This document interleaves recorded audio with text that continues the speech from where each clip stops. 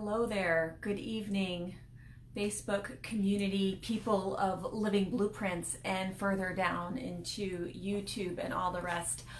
I am getting on tonight in order to recap how last week went after I went over in video 024 all of the preparation I was doing for the week and setting myself up for the goals I'm trying to achieve in Q1 and how the week actually went. How much did I actually align with the things that I had set up for myself? Overall, I feel really good about it. What's interesting though is that today, Monday, a full week later, I am feeling like I didn't quite get enough downtime. We went straight from this very, very full week into a weekend away, which one would think would be some time for downtime, but when I'm surrounded by 35 or 40 of my closest ski buddies, it doesn't tend to be as restorative as I actually know that I need. So this is a little bit of my observation. I will say more though about what I actually did in the last week, but in order to really serve myself now, I know that tonight, as I get ready to go into the city tomorrow, I'm gonna take a bath, an actual like bathtub bath, and I'm going to take it kind of easy before I get ready for the big trip into the city tomorrow. So how did it go? I had mentioned that I want 3 to 6 speaking gigs within the first quarter, and that's like one of the things that I'm going after. And I did tons of outreach last week, and I'm very excited with how well it went and how many people that I knew actually connected me to other organizations and events that they have going on. So all of that outreach is ongoing.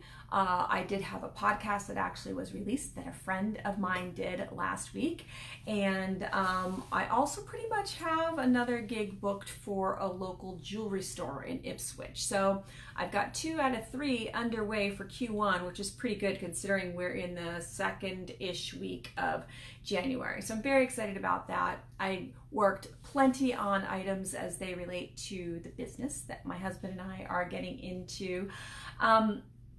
And then all the other things that support us along the way. And I would want to say, did anything get in the way? I'm not so sure. I have lots of ideas constantly streaming through my head about new content that I can produce for Living Blueprints and things I can do. I would say one thing that gets in my way is not having actual time to sit down and work with that stuff. So I don't know if other people identify with this, that you have ideas that you almost like you're not allowing yourself the proper time to kind of sit and work with. That's one thing I've noticed that I need to get a little bit better at. But what supported me well, I'd say technology supported me really well last week.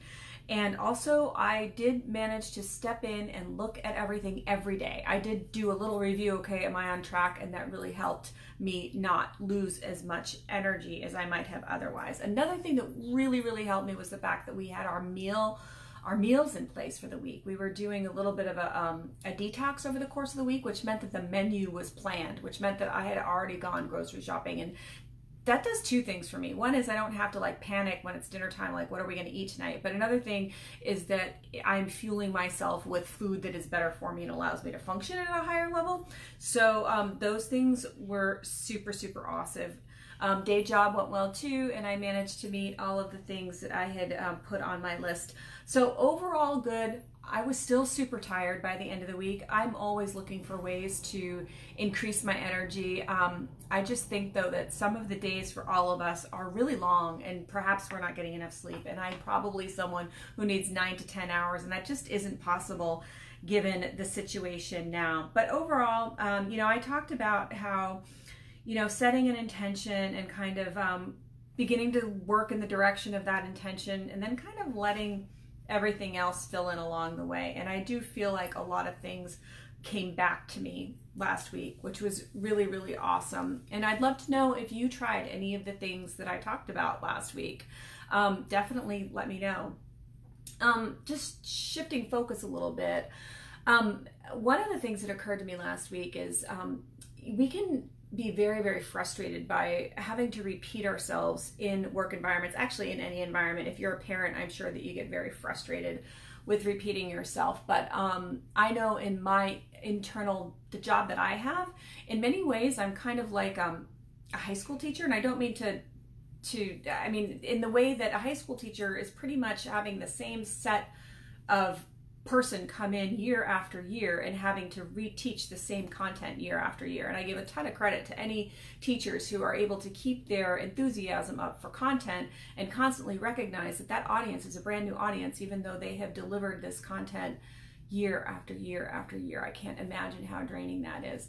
And in my work environment, it's similar, that we get a new class of employees in every year. You know, they've come in straight out of undergrad or graduate school, and we are teaching them the same things, you know, year after year. And after a while, it gets really repetitive, and it feels like, didn't they hear me the first time I said this? And I have to constantly remind myself that this is a new user group every time, and that I may have told them one time when it was completely out of context for what they're currently doing.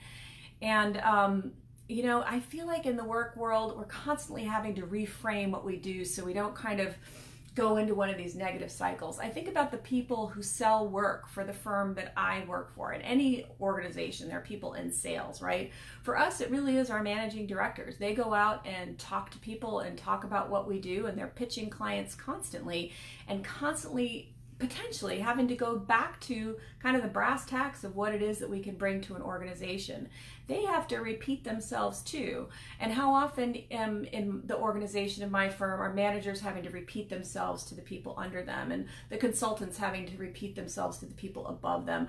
It's this never-ending thing, and sometimes it feels like you know, maybe we didn't do our job because they didn't get it the first time, or why didn't this customer just follow the protocol? Why am I having to explain this again and again? If they had only done it the right way, I wouldn't have to be going through this process. Well, in many ways, that's kind of what we're hired for, is for this constant support in order to make sure that the customer, whether it's internal or external or a potential new client, really gets that service. And I found that I have to constantly reframe and connect myself to where that user is in the moment in order to really feel like I'm doing what I'm hired to do, and that I'm actually serving a purpose, and I'm allowing them to do the best job that they can do. And in your world, it could be allowing them to achieve, you know, fill in the blank, whatever it is. There's often nobility behind just about anything. I've been reading this book, Stories That Stick. I don't think I have it on my desk. And she talks about that. In just about every business, there is a nobility behind the business effort in a large way. And I'd say that that's true for most organizations. I do have a little bit of a hard time with some pharmaceutical companies whose noble effort is towards, you know, disease markets that don't go away, like diabetes. I kind of have a personal issue with this. And I also sometimes see startups that just want to create something and sell it. And I wonder sometimes, you know, are they really looking to serve a need out there in the market? But anyway, as this relates to people in functional roles, service roles, customer service roles, we often feel like we're repeating ourselves, and it can be really, really draining. But the more that we can refocus on who that customer is and how we can connect with them, we really can make it a unique and individual experience every time, and kind of elevate the experience for all of us, even when it feels draining and repetitive. So I hope that this hits some of you out there, and in the meantime, I will see you on Wednesday night when I am going to go into chapter 7 of Optimized You. Some more tips from my book. Have a great week, everyone.